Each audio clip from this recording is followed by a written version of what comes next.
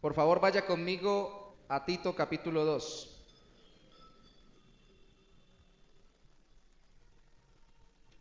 Carta del apóstol Pablo a Tito, capítulo 2.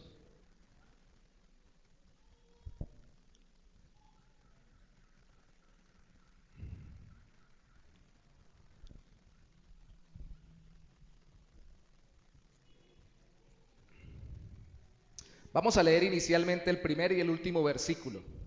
Tito 2:1, Tito 2:15. El primero y el final del capítulo. Y luego obviamente vamos a estar abarcando todo lo que está en medio de esos dos versículos. Tito capítulo 2, versículo 1, Tito capítulo 2, versículo 15. Dice la palabra del Señor: pero tú habla lo que está de acuerdo con la sana doctrina. Verso 15. Esto habla y exhorta y reprende con toda autoridad. Nadie te menosprecia. Hay dos términos allí que queremos ligar en la enseñanza de hoy: la sana doctrina que se habla en el versículo 1 o que se debe hablar en el versículo 1, y la exhortación que también es hablada y reprensión con autoridad en el versículo 15. Es un tipo de exhortación de acuerdo a lo que venimos trabajando en las cartas pastorales, una exhortación pastoral que no solamente le compete a los pastores de las iglesias, sino a todo creyente que quiere apoyar el trabajo de pastorear o de acompañar a las personas a caminar en Cristo. Y empecemos con una ilustración muy sencilla. No es suficiente con saber que una actividad como el ejercicio o como el dormir bien y lo adecuado, o una comida como buena cantidad de legumbres, de verduras, comer bajo en grasa, alto en proteínas y todo lo demás, es bueno para nuestra salud, que esa actividad o esa comida es sana. Hoy en día se utiliza mucho el término: hay que comer sano, hay que vivir sano para poder estar sano y saludable. Pero yo puedo saber muy bien que tengo que entender que esa actividad o esa comida es sana y ni hacer la actividad ni ingerir la comida. O sea, con saber que hacer ejercicio es bueno para la salud no es suficiente, hay que hacer ejercicio. Con saber que comer determinadas comidas balanceadas es bueno para la salud no es suficiente, tengo que comer esas comidas y manejar ese tipo de dietas. Lastimosamente, en las iglesias cristianas se ha hablado y se habla hoy en día mucho de la sana doctrina, de una sana comprensión o una sana enseñanza. Y aquí y en las cartas pastorales, la palabra en el original griego no habla solo de memorizar, habla de una enseñanza que se aplica en la vida práctica. Eso se olvida y se queda solo en conceptos. Sana doctrina: ¿qué entiendo de quién es Dios? ¿Qué entiendo de la palabra de Dios? ¿De quién es Cristo? Conceptos, conceptos, conceptos, que a veces no se aterrizan en la realidad. Y este capítulo nos choca de frente con la verdad de que la sana doctrina no es para tenerla en la memoria, sino para vivirla en la práctica. No sirve de nada tener los conceptos correctos si no se llevan a la práctica. Y como dijo alguien alguna vez: no me preocupa lo que no sé de Dios o lo que no entiendo de la palabra de Dios, sino lo que ya sé y lo que ya entiendo, porque muchas veces no lo vivo, no lo aplico, no lo llevo a la práctica. Entonces, la sana doctrina debe ser hablada de forma exhortativa, porque es para ser aplicada en la práctica. Porque no solo debemos enseñar conceptos sobre Cristo, sino que debemos impulsar a vivir en y para Cristo. No es llenar de conceptos, es impulsar a vivir en el Señor. El viernes comentaba eso con los hermanos pastores aquí. Alguna vez lo comenté y lo vuelvo a recordar hoy, que en medio de nuestras enseñanzas mutuas de los pastores que nos estamos reuniendo de la denominación, que somos pocos porque son pocas iglesias acá en Bucaramanga, cada viernes o cada 15 días por mucho nos reunimos a desayunar, si hay para desayunar, pero por lo menos a compartir un tiempo, hablamos, oramos por las necesidades nuestras.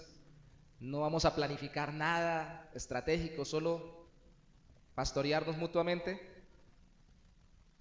Sí nos damos algunas enseñanzas prácticas, y una de las que nos dio, recordábamos hace un tiempo el hermano Pastor Osvaldo, es la soledad del ministro, la falta de relaciones, y dentro de los puntos, lo recordábamos y quiero recordarlo hoy, está a veces los ministros, pero lamentablemente también las iglesias y cada creyente nos llenamos tanto de conceptos que en vez de acercarnos a Dios y acercarnos a las personas, nos alejamos de Dios y de las personas, porque ya entiendo bien quién es Dios, porque ya sé muy bien cómo funcionan las cosas, y le damos la impresión a la gente de que solo con saber es suficiente. Sepa mucho, crezca mucho de cabeza, pero poco de corazón, no es el hecho. Y a veces endurecemos, que es la palabra que utilizamos sin querer queriendo, el corazón de la gente con tantos conceptos. Reciba, reciba, aprenda, aprenda, memorice, memorice. No estoy hablando del versículo bíblico, eso es algo apenas sencillo. Estoy hablando de conceptos y doctrinas y muy profundas, muy profundas, muy profundas, pero y si no las vivo, no se preocupe, usted memorice, memorice, memorice, reciba, entienda, profundice. Mucho concepto sin poca práctica es un problema muy grande. Y a veces endurecen los corazones de los hermanos y nuestro propio corazón para vivir conforme a la voluntad de Dios por eso. Entonces, ¿qué hay que hacer? La solución según la Biblia es exhortar. Y la palabra exhortar algunos la pueden traducir también como sermonear o regañar. Puede ser en algún momento, pero no necesariamente es eso. Mire conmigo Tito capítulo 2, versículo 9, dice: exhorta a los siervos. Dejémoslo hasta ahí, exhorta. La que leímos en el capítulo 2, versículo 15, dice: esto habla y exhorta, y ahí la liga con reprensión, y reprende con toda autoridad. Esa palabra exhortación viene del griego, que incluso hoy en día se utiliza para ayudar en el idioma griego moderno. Usted se mete a aplicaciones como Duolingo, aprender griego, y le sale esa palabra en el griego o sus derivados para ayudar, para recibir o dar ayuda. Pero en la Biblia aparece con muchas traducciones. Esa palabra que aparece ahí traducida como exhortar puede ser traducido como alguna de las formas de los verbos consolar. De ahí viene la palabra consolador, aplicada al Espíritu Santo. Abogar, por eso también se le llama abogado. Ayudar, pero también puede ser traducido como rogar.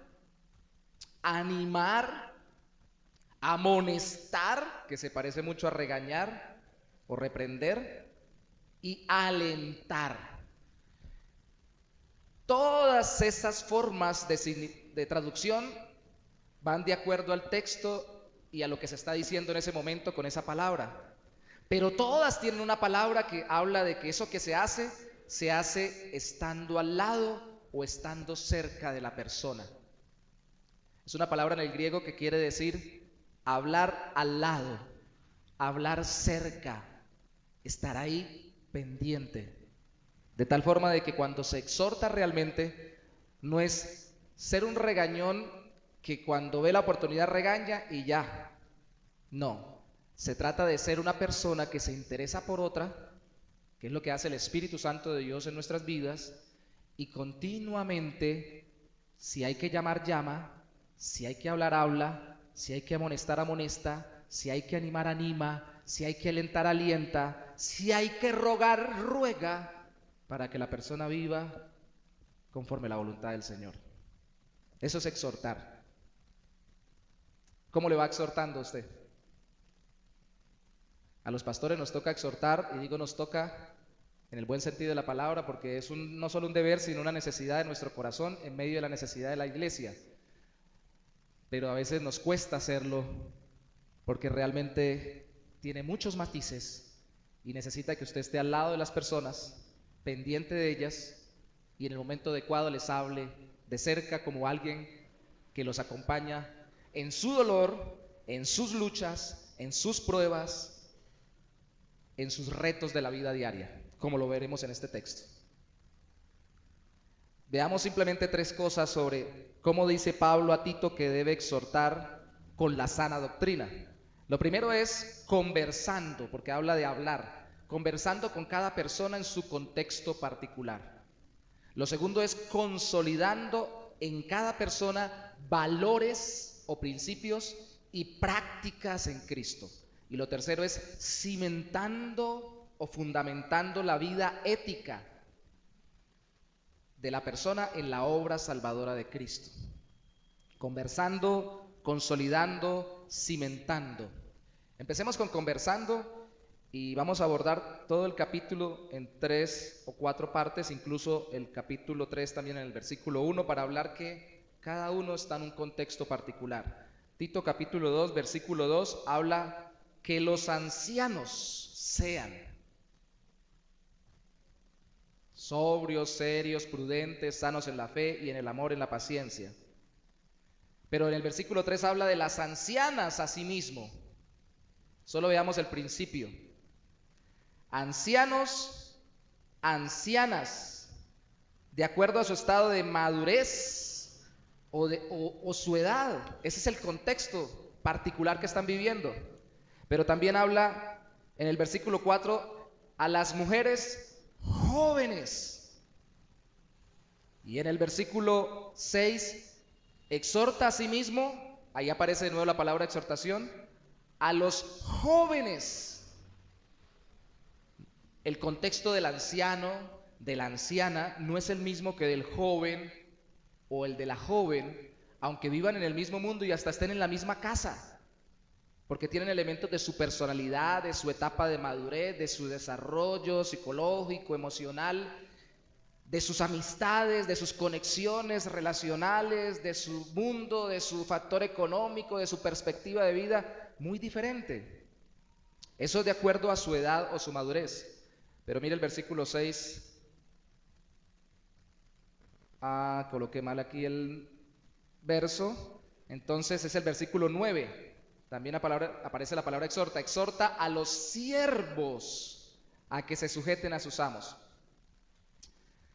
Y los siervos eran esclavos que tenían amos como patrones. No era la relación laboral empleado-patrón que tenemos hoy, pero tampoco era la relación esclavo-amo que existía con las personas afrodescendientes hace unos siglos atrás aquí en América y en diferentes partes del mundo.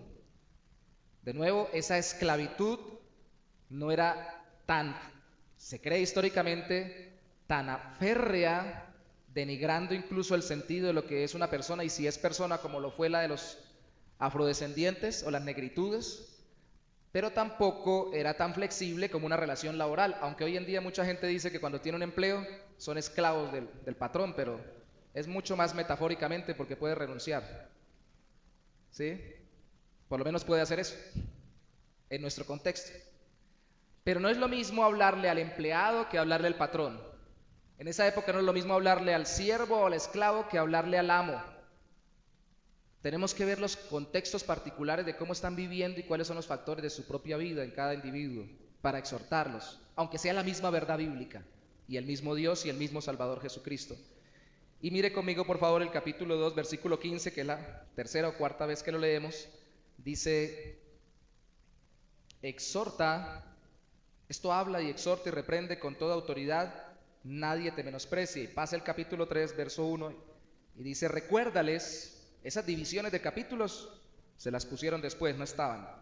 Recuérdales que se sujeten a los gobernantes y autoridades, que obedezcan, que estén dispuestos a toda buena obra.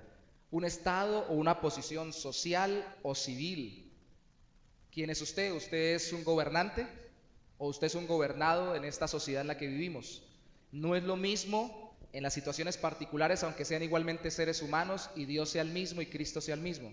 Tengo que entender qué está pasando, cuáles son sus inquietudes, cuál es su necesidad puntual, cómo está viendo la vida, qué presiones vive, qué está experimentando.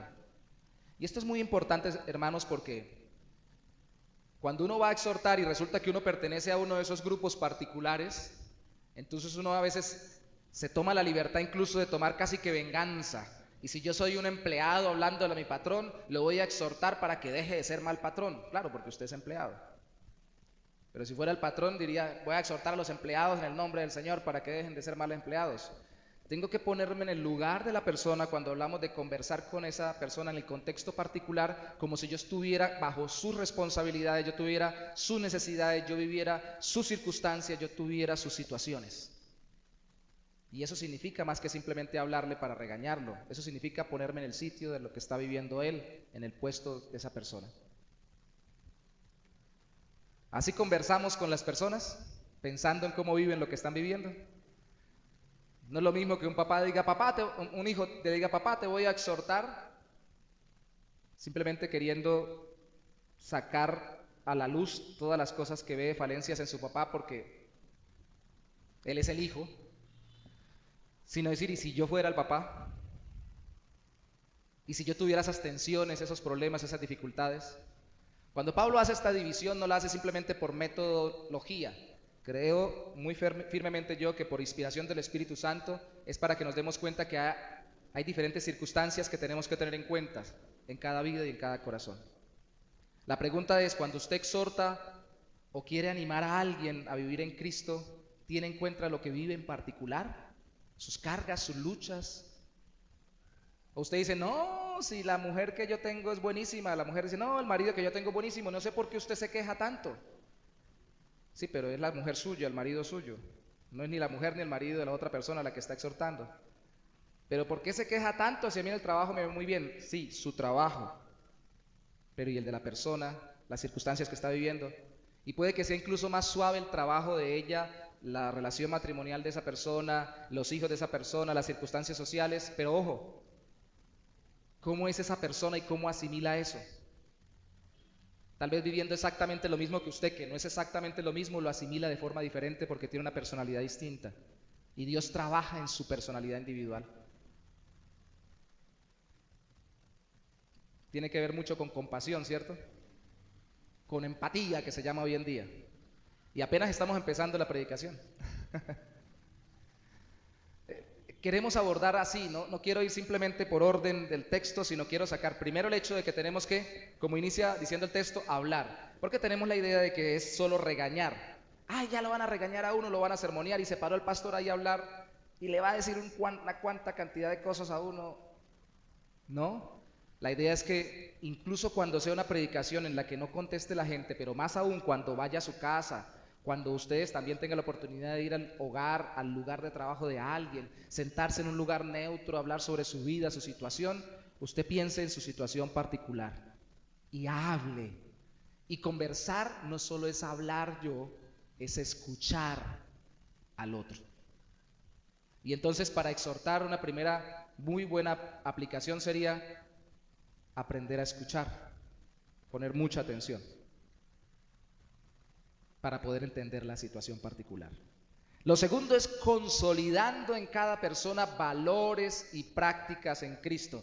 Y me voy a permitir leer el capítulo 2, desde los versículos 2 al 10 de corrido, y vamos a sacar estas conclusiones sobre valores y prácticas después de leerlo. Dice Tito 2:2, que los ancianos sean sobrios, serios, prudentes, sanos en la fe, en el amor, en la paciencia.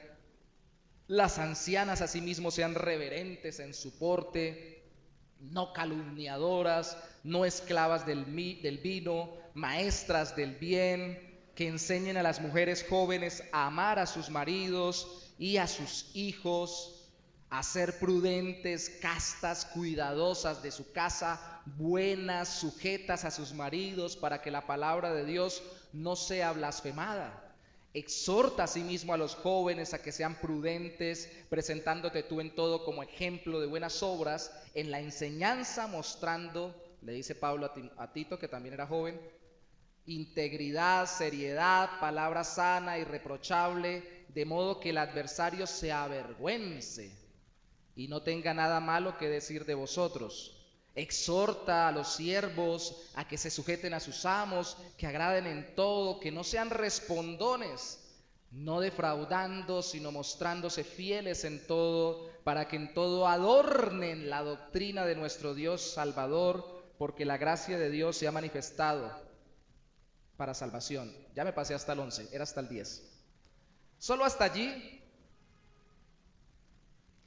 versículo 2 al versículo 10, parecen una cantidad de normas que cuando uno lee estos tipos de texto y si uno los está predicando empieza a hacer aplicaciones rápidas a la práctica, uno ve que por ahí el marido codea a la mujer, que la mujer codea al marido, que el hijo le da la ropa al papá, le dice, ve papá, o que el papá le dice, ve mi hijo, al hijo que está joven, y que empiezan a mirarse y a decir, mire lo que le están diciendo, ve lo que tiene que hacer, porque nuestra tendencia es a sacar en cara rápido qué tiene que hacer el otro y no qué tenemos que hacer nosotros. Pero más que tener que hacer, es que tenemos que atesorar en nuestro corazón. Porque nadie hace nada verdaderamente si no lo tiene como algo valioso en su corazón. Por eso utilizo el término valores. Cuando usted exhorta debe tratar de consolidar en cada persona valores o principios en su corazón que lo lleven a la práctica según la fe en Cristo. Voy a citar algunos rápidamente. Según Tito 2:2, valores en Cristo para los ancianos son sobriedad, seriedad, prudencia y sanidad. Sanidad en la fe, en el amor y en la paciencia, pero sanidad. Y por favor fijémonos que al menos 2 o 3 veces aparece la palabra sanidad de nuevo. Como es sana doctrina, es sanidad en el corazón, que hoy en día se habla mucho de la sanidad interior, ¿no? No hay sana doctrina si no hay sanidad del corazón y en la vida práctica. Para las ancianas los valores serían reverencia, prudencia, sobriedad y ejemplaridad como ancianas. Para los jóvenes serían amor, prudencia, para las jóvenes los valores serían amor, prudencia, entre comillas una palabra que yo acuñé porque no encontré una mejor, hogañerismo. Sí, que sean hogareñas, pero para ponerlo en sentido de valor, hogañerismo, no es el hogar del ñero, es ser muy hogareñas, hogañerismo y sujeción en las jóvenes. Bueno, espero que no sea una mala palabra, ¿no? Porque allá le decíamos bolañero al malandro, pues, venezolano, bolañero colombiano. Tranquilos que cerca de la casa donde mi suegra hay unos pules que eran los pules de ñero, así le decían, un término tradicional.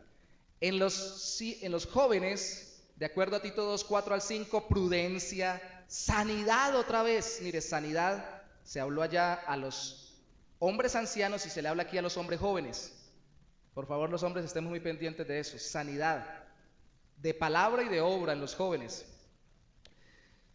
A los siervos, que hoy seríamos los empleados, que tengamos un patrón, obviamente no es la misma que la servidumbre o la esclavitud antigua, apliquémoslo a los empleados. Sujeción, respeto y fidelidad. Y a los gobernados se les pide que atesoren también sujeción, obediencia y disposición.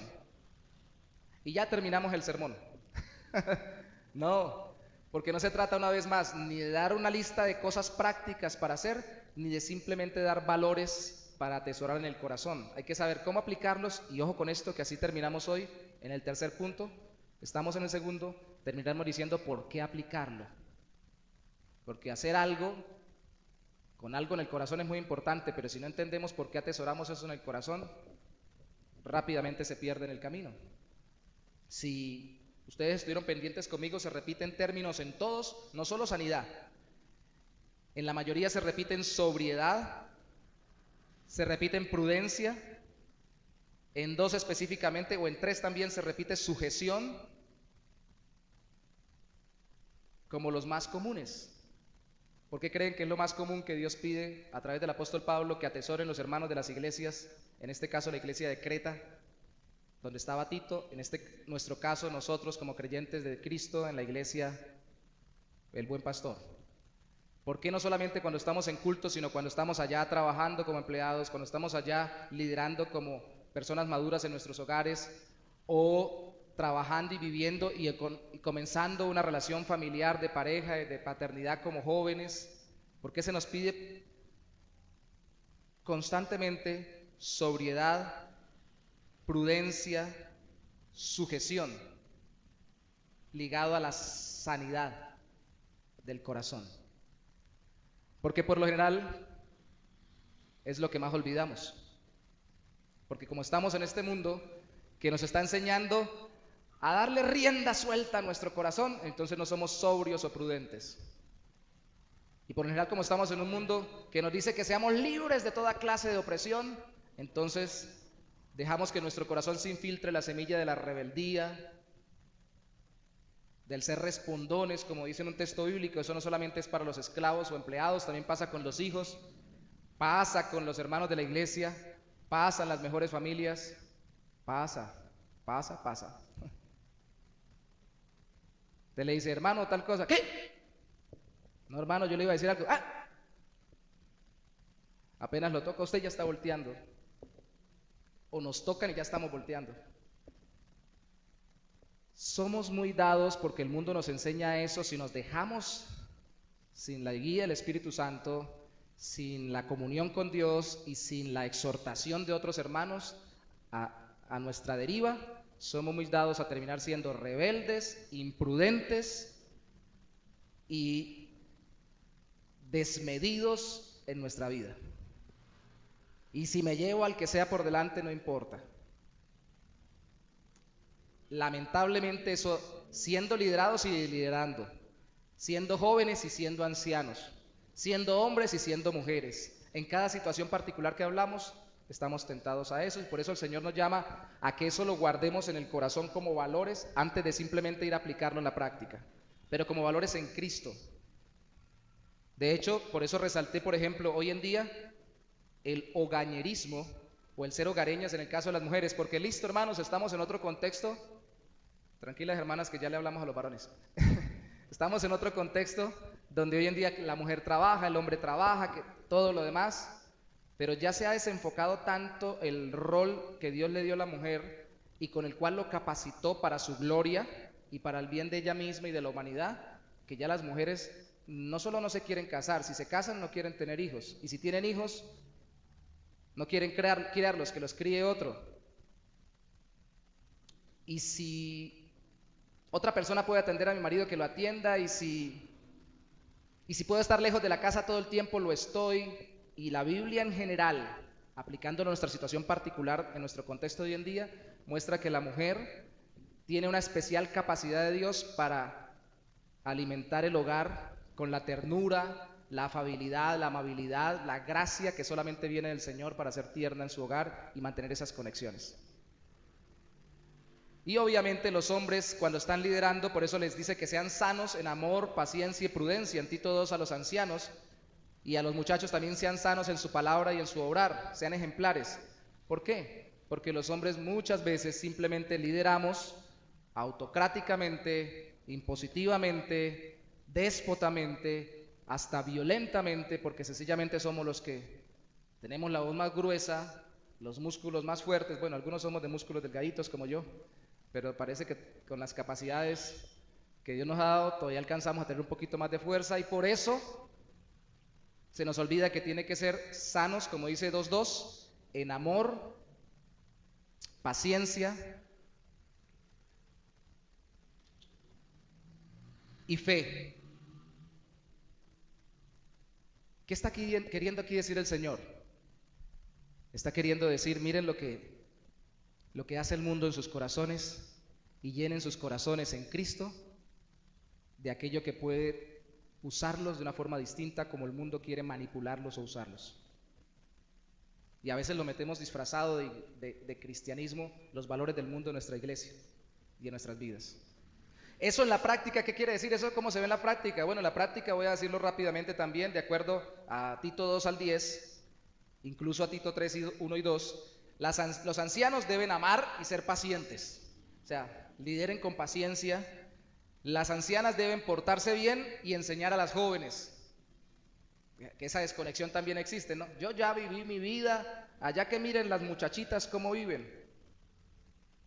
Y de hecho ese es un texto que yo les envié a los varones, una predicación de un hermano que me ha nutrido mucho a mí, una enseñanza que escucho hace muchos años, donde él se enfoca solo en este capítulo, en el capítulo 2, en los versículos donde dice que las mujeres enseñen a amar a sus maridos, a las jóvenes y a sus hijos, a hablar sobre qué es el amor. Y de ahí se vota durante 2 o 3, ya va en la cuarta predicación de 2 horas, yo no me demoro tanto, hablando sobre qué es amar y cómo enseñar a amar. Y bueno, una forma de enseñar es con el ejemplo, ¿no? Ame a su marido, al mío no lo quiero, pero usted ame mucho al suyo. Ame a sus hijos, yo los míos los dejé, pero no, las dos cosas. Obviamente también los hombres estamos llamados a enseñar, pero a veces, precisamente por el liderazgo, se olvida de que los hombres que estamos llamados a liderar enseñando en amor, obviamente, las mujeres a veces olvidan que ellas también tienen que pasar su testimonio cuando son fieles, afables, hacendosas u hogareñas, aunque tengan un trabajo adicional y todo lo demás, deben pasarle estos valores en Cristo a la siguiente generación. No, con tal de que mi hogar esté bien y el hogar de su hermana en Cristo. Ay, pero esas muchachitas de hoy en día, ¿cómo descuidan esos hogares y esos maridos y esos muchachos? Acérquese a ella, búsquela, háblele. Doy gracias al Señor por las reuniones que están haciendo de mujeres, también las de varones, nos estamos enseñando unos a otros. Y los más viejitos, que curiosamente yo voy siendo de los más viejitos ahora. Bueno, ya hay algunos contemporáneos conmigo. ¿Dónde está Jairo? Se me fue. Mira, Jairo está ahí. Somos tocayos de edad. Pero han llegado varios jóvenes, hermanos más jóvenes. Tenemos que, de lo poco que hemos vivido, incluso de nuestros errores y fallas, mostrar la gracia del Señor para tener paciencia con nosotros y para irnos transformando en el camino y decir, estas han sido mis luchas, pero así el Señor ha obrado en mi vida. Hermanos, esta es la obra del Señor en sus corazones, la que quiere hacer por la fe en Cristo. Entonces es más que regañar, ¿no? Exhortar también es consolidar valores. En las prácticas, terminemos lo de la práctica, los jóvenes deben amar a sus hijas, a sus maridos, perdón, las jóvenes deben amar a sus maridos e hijos. Los jóvenes deben ser ejemplares y enseñar. Los siervos o empleados deben agradar a sus patrones. Y los gobernadores o ciudadanos deben obedecer y ayudar. ¿Por qué obedecer y ayudar? Porque en el versículo 2 del capítulo 3 dice que nadie difamen, que no sean pendencieros. Hermano, la persona que por lo general reniega mucho de sus autoridades, aunque sean malas las autoridades, pero si llena su boca de lo que hay en su corazón, de quejas contra las autoridades, por lo general no es un buen ciudadano. Por lo general cuando difama mucho y se le sale mucho por la boca, no es ni amable, es medio pendenciero y no es manso para tratar con las demás personas. Eso es como un denominador. Y cuidado, porque si usted vive hablando mal de sus gobernantes, eso sucede. Así usted crea que están totalmente desfasados. Ore por ellos, pídales una cita si están cercanos. Hay un intento ahorita, ahí están tratando de hacerle la mesa en Bucaramanga, se llama comité de acá, no mesa, comité interreligioso. Fui a la reunión y quisiera estar ahí, para la meseta de Bucaramanga, no porque quiera la política, sino para escuchar qué es lo que quieren hacer como políticas públicas para las religiones cristianas y no cristianas acá en Bucaramanga. Y si nos están pidiendo que nos metamos ahí para ver si le podemos aportar algo al gobierno, decirle, bueno, desde nuestra perspectiva bautista, cristiana, bíblica, pensamos que ustedes deberían tener en cuenta esto. Y más como bautistas y como cristianos que creemos en la libertad de conciencia por la palabra de Dios, que no podemos obligar o presionar a nadie a creer. Hay que ayudarlos, pero bueno es quedarse uno afuera y quejarse. Es vergüenza si le caen a la iglesia cristiana y mire cómo hacen y cómo deshacen. Sin confundir la separación de iglesia o Estado, sin confundir la iglesia con el Estado, asesorar en lo que más podamos. Entonces, al exhortar o animar, mi aplicación práctica con esta pregunta para ustedes, cuando usted exhorta o cuando usted anima, ¿busca consolidar valores cristianos en la persona o simplemente le dice, mire mijo, vaya y haga esto? ¿Le he visto esos consejeros cristianos? Mire hermanita, usted lo que tiene que hacer es llegar esta noche o mañana en la mañana haga esto, aquello y lo otro. Y está bien que le dé aplicaciones prácticas al final, pero ¿qué sembró en su corazón? Sembró sujeción, sembró prudencia, sembró reverencia, sembró sobriedad. Se quiso sembrar amor, que me llama mucho la atención que así empieza. Es el primero de los atributos para las jóvenes, que a veces se sienten muy necesitadas de amor, pero poco entienden qué es amar y cómo amar. Todos obviamente no entendemos bien qué es amar, pero ahí lo enfoca mucho en las jóvenes. ¿Quiere sembrar eso en los corazones? Ahora, solo sembramos valores, entonces nos vamos a un club de ética o moral, sacamos una escuela filosófica o montamos un taller de ética y ya, ¿cierto? Por eso dejamos el capítulo 2, la Biblia es la Biblia, el versículo 11 para el último punto. 11 al 14, vamos a leerlo juntos. O bueno, voy a leerlo y usted lo puede seguir allí también. Porque la gracia de Dios, Tito 2:11, se ha manifestado para salvación a todos los hombres, enseñándonos que, renunciando a la impiedad y a los deseos mundanos, vivamos en este siglo sobria, justa y piadosamente, aguardando la esperanza bienaventurada o feliz y la manifestación gloriosa de nuestro gran Dios y Salvador Jesucristo, quien se dio a sí mismo por nosotros para redimirnos o rescatarnos de toda iniquidad y purificar para sí, para Él, un pueblo propio, celoso de buenas obras. Alguien diría, entonces es un pueblo legalista, celoso de buenas obras. No, no, no, no. Cuando dice celoso de buenas obras es que atesora en su corazón lo que Dios quiere que haya en su vida y que quiere glorificarlo a Él, porque recuerde, es la manifestación de Cristo es la que es gloriosa. Cuando Él regrese, obviamente aquí habla del futuro, porque Él es el glorioso, el gran Dios y Salvador, nuestro Señor Jesucristo. Y cuando nuestra vida se llena de los valores en Cristo y terminamos viviendo conforme Cristo manda, estamos simplemente dando gloria a nuestro Salvador. Y viviendo no para arreglarnos los problemas, ni para resolver las situaciones, ni para simplemente hacer que las cosas cambien, sino para glorificarlo a Él, en todo lugar, en todo tiempo y en toda relación. Wow, entonces cuando uno está exhortando a alguien, no solo debe conversar teniendo en cuenta su contexto y consolidar valores y prácticas, debe también cimentar esas prácticas y esos valores en el Evangelio, en la obra salvadora de Cristo. ¿Por qué? Porque hay gente que es muy buena en la práctica, es legalista. Hay gente que es muy buena incluso teniendo valores en su corazón, es moralista, pero no es cristiana. Alguien puede ser muy bueno en la práctica, no se mete con nadie, es muy prudente, acumula en sus corazones esos valores de prudencia, sobriedad, sujeción y todo lo demás. Y dice, usted parece cristiano, pero es ateo. Y usted dice, no, pues deberíamos llevarlo a la iglesia y bautizarlo, porque ya, no es que no se trata de legalismo en la práctica ni de moralismo en el corazón, se trata de relación con Cristo. Si esas cosas se dan como resultado de una simple reflexión filosófica y no de la relación con Dios por medio de Cristo, pues primero no da gloria verdaderamente a Dios y segundo, no le libra del infierno después de esta vida, por muy bien que lo trate, por muy bien que lo vea todo el mundo aquí en la tierra como gran ejemplo. Eso es muy importante, hermanos, porque ese es el gran obstáculo en la mente de nuestros en nuestras mentes y corazones a veces cuando necesitamos ayuda y que alguien nos exhorte o nos anime. Se van a dar cuenta que yo no hago esto, que yo me equivoco en aquello. Se van a dar cuenta que yo no he atesorado eso de ser sujeto, yo más bien soy rebeldón o rebeldona y yo soy cristiana. Que se den cuenta, no de que de lo que se trata no es de que usted simplemente tenga una práctica, una vida legalista o de que simplemente usted atesore valores morales. Se trata de que Cristo more en su corazón y que Él se glorifique en su vida. ¿Y eso cómo cuesta enseñarlo en consejería? ¿Y cómo cuesta?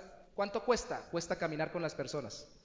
Cuesta ir al lado y le diciendo, hermano, acuérdese que usted no simplemente dejó de llegar tarde a la casa para que su mujer no lo cantaletee. Se trata de que atesore en su corazón el comprender lo que ella está queriendo decirle a usted y lo que está sufriendo cuando usted llega tarde. Pero tampoco se trata solamente de que usted se vuelva considerado y empático. Se trata de que usted entienda de que Cristo lo salvó para que tenga una relación con Él en verdadero amor y en profunda santidad y en amor para con los demás, y así muestre que Cristo es su Salvador. Cambia el asunto, ¿cierto? Cambia mucho. Así que el Evangelio no sirve solamente para que la gente en un principio se convierta y ya. Es para que toda la vida camine. Y si es para enseñar, también es para exhortar y para que la gente viva en la práctica su fe en Cristo. ¿Por qué? Porque la gracia de Dios, la obra inmerecida de Dios en nuestro favor por medio de Cristo, para salvar a todo tipo de ser humano, porque ahí dice en el verso 10, para salvación a todos los hombres, a los gobernantes, sí, tan re malos, sí, a ese tipo de personas Dios puede salvar. A los patrones tan terriblemente tremendos de soportar, sí.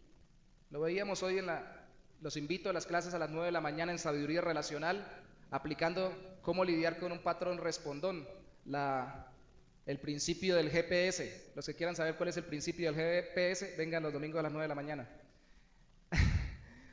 Todo eso, ¿por qué?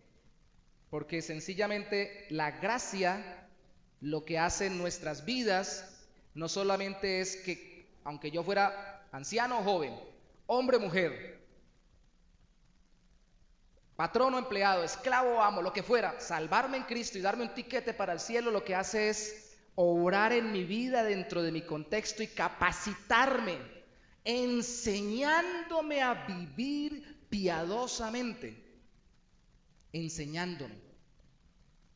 Eso hace el Espíritu de Dios a través de su palabra y la relación con Él, en oración. Y cuando vamos a exhortar a alguien, lo que queremos es que Dios le enseñe a vivir piadosamente y que sea el Señor el que termine guiando su vida y no nuestras palabras simplemente. Y enseña, la gracia de Dios enseña, pero por favor resalte este término, yo lo subrayé en mi bosquejo, los hermanos que comparten conmigo la responsabilidad de predicar lo saben, enseña aguardando, como dice en el versículo 13, aguardando la esperanza bienaventurada y la manifestación gloriosa de nuestro gran Dios y Salvador Jesucristo.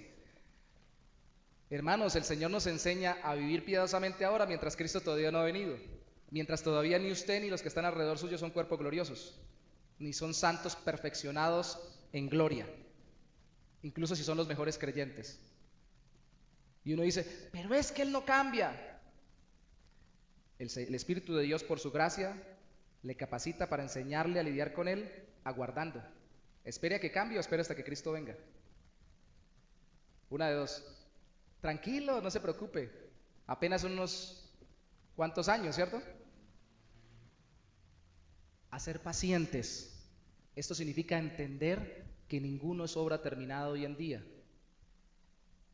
Que todos estamos en transformación continua, incluso los mejores creyentes. Algún pastor ponía el siguiente ejemplo.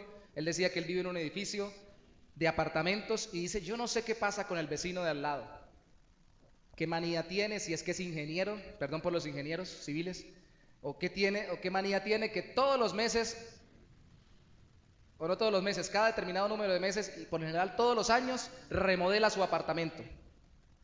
Y le mete una cosa, le mete en otra, se escuchan los golpes, se escuchan las palas, se escucha a la gente, los obreros y todo lo demás durante un buen tiempo.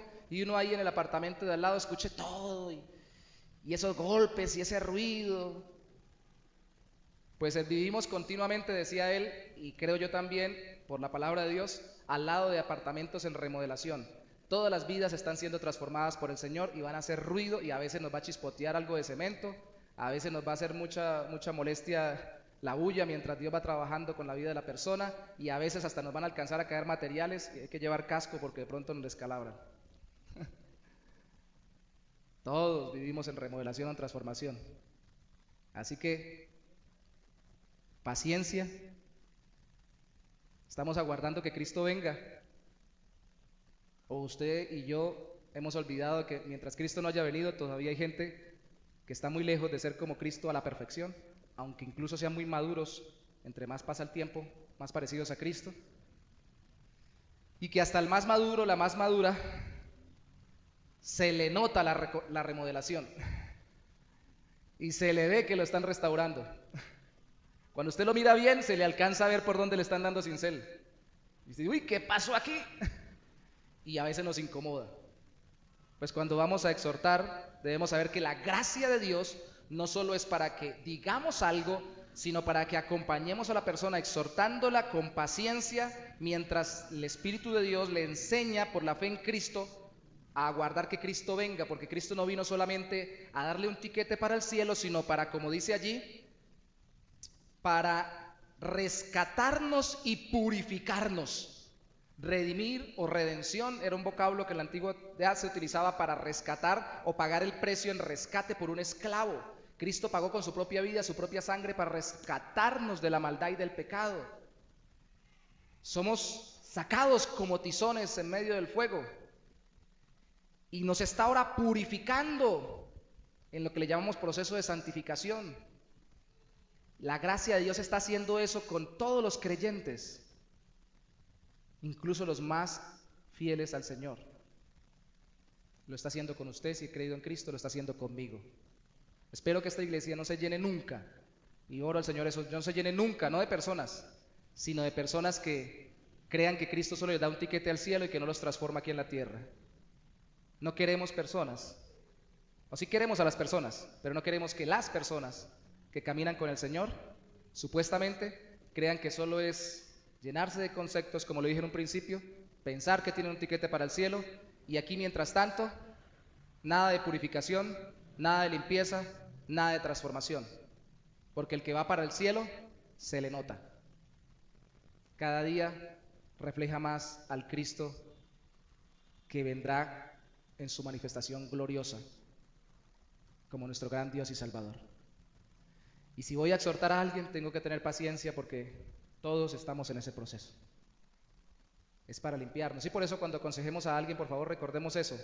Yo trato de decirlo cuando estamos tratando con alguien. Yo le digo, mire, la misma gracia de Dios para usted está para mí. Así que no tema decir o contar lo que va a decir o contar, porque yo también estoy en remodelación, en limpieza, en purificación. O ustedes no. Cuidado porque de pronto tiran la primera piedra alguno, ¿no? Alguno que esté por ahí, libre de pecados. Hermanos, eso es gracia. Bendita gracia. ¿Y para qué? Eso es por qué. Terminemos diciendo en esto de cimentar la vida ética en la obra salvadora de Cristo, que es para que la Biblia, la palabra de Dios y el Evangelio, que es lo que Cristo hizo por nosotros, el anuncio de lo que Cristo hizo por nosotros, no sean blasfemados, sino adornados. Eso es precioso, llévese eso en su corazón. No sean blasfemados la Biblia y el Evangelio, sino que sean adornadas. Mire Tito 2, verso 5, dice al final del verso, para que la palabra de Dios no sea blasfemada. Dice el capítulo 2, versículo 8, al final del verso, y no tengan nada malo que decir de vosotros, obviamente vosotros que sois seguidores de Cristo. Y en el versículo 10, al final del versículo 10, dice, en todo adornen, embellezcan cosméticamente, no artificialmente, sino que sea lo que muestre la doctrina de nuestro Dios, de nuestro Salvador, para que en vez de ser blasfemada la Biblia y el Evangelio sea adornada. Debo dejarme exhortar y debo ayudar a exhortar o animar a otros a aplicar a su vida el Evangelio y la obra salvadora de Cristo. Que Dios se vea glorioso. Que Dios se vea glorioso. En el tema que teníamos esta mañana, vimos un ejemplo para llevar a la práctica y al final, obviamente no voy a citar el ejemplo que trabajamos durante 45 minutos. La muchacha decía, creo que era una mujer, decía al final, no pensé que un jefe problemático fuera la oportunidad para mostrar a Cristo. Y que aunque el jefe no cambiara y tal vez sea peor, todavía oro por él, las personas se me hayan acercado al ver la actitud que tengo ahora para con ellos y yo les puedo decir, es porque Dios ha obrado en mi vida y glorifique al Señor hablándoles de Cristo. ¿Qué oportunidades tan grandes tenemos para predicar? Por eso, hermanos, esto es exhortación pastoral porque es bíblica para acompañar a otros en la fe, pero no es para los pastores, es para todos los creyentes. Así que donde usted está, yo no puedo estar. Allá donde usted trabaja, yo no trabajo. Allá donde usted vive, yo no vivo. Allá donde usted camina, yo no camino. Allá donde usted se relaciona y los familiares que tiene, yo no tengo esas relaciones o familiares. esas personas a través de su vida, en la medida que usted se deje exhortar, animar y llevar a caminar cada vez más en la práctica conforme la doctrina de Cristo, la obra salvadora de Cristo, van a ver glorioso a Cristo y van a ver adornada la enseñanza de la Biblia y el Evangelio. Van a ver más glorioso a Dios y al mismo Cristo. Entonces, debemos como aplicación práctica que debemos recordar que al exhortar o ser exhortados en Cristo, cada uno tiene contextos particulares, necesita consolidar valores específicos para tener prácticas concretas, pero que todo se base en Cristo y su obra. Porque si no, seríamos como címbalo que retiñe y no suena. Puro tilín, tilín y nada de paletas. Pongámonos en nuestros pies, por favor. Porque yo creo que la gracia del Señor no solo alcanza, sino que sobreabunda para todas sus situaciones particulares, para llenar su corazón y llevar a la práctica su vida, y para que Cristo sea glorificado a través de la aplicación práctica de la fe en Él, a través de su vida. Señor, damos gracias, oh mi Rey, por tu palabra. Cada uno de nosotros podría decir, esto no lo hago o no lo hago como debiera hacerlo. Cada uno de nosotros debería admitir, esto no lo atesoro en mi corazón o no lo hago como debería atesorarlo. Cada uno de nosotros debería decir, incluso cuando quiero ayudar a otros, no tengo en cuenta sus situaciones particulares en medio de sus dificultades. Pero tu gracia no solo alcanza, Señor, sobreabunda. Yo no sé qué estén viviendo mis hermanos, yo sé lo que está pasando en mi corazón y sé cómo necesito de tu gracia. Y sé lo que mi corazón puede ser y hacer sin Cristo. Y por eso necesito la gracia en Cristo. Pero mis hermanos, Señor, también deben ser conscientes, porque aunque yo lo sepa y ellos incluso también lo sepan, a veces pareciera que lo olvidáramos. Y en vez de, como decíamos esta mañana, perseguirte más buscando que tú llenes nuestra mente y nuestro corazón, en vez de querer glorificarte a ti, confiando en que tú estás al control de todo y agradarte a ti en vez de agradar nuestro corazón, muchas veces, mi Rey, flaqueamos y nuestros corazones no terminan adornándote a ti, reflejando a Cristo. Bendita gracia que hoy nos recuerda que si alguno hubiere cometido pecado, abogado tenemos para con el Padre, a Jesucristo. Mi hermana, la gracia del Señor está disponible para todo aquel que cree en Cristo y se arrepiente de sus pecados. Señor, háblale al corazón de mi hermano, al corazón de mi hermana, y permítele entender que si no ha podido cambiar ciertas actitudes, tal vez es porque no ha llenado de convicciones de tu palabra su corazón. Y si las ha llenado, pero no tampoco las ha llevado a la práctica, es porque sencillamente está desconectándole de la relación contigo y de la gloria a tu nombre. No vivimos simplemente para ser buenos. No vivimos simplemente para tener buena fama o para que nos respeten. No vivimos simplemente para que se entusiasme la gente con nosotros. Vivimos para glorificarte a ti, Señor. Vivimos para glorificar a Cristo. Y líbranos, Señor, de exhortar sin tener en cuenta esto. Y ayúdanos, Señor, a animarnos. A veces será regañarnos o reprendernos, como dice la Biblia, o sermonearnos. Pero muchas veces será animarnos, alentarnos y muchas, consolarnos y acompañarnos la manera como tú obrarás en nuestro corazón por la fe en Cristo. Pero todo, Señor, todo para tu gloria. En Cristo Jesús, nuestro Señor. Amén y amén.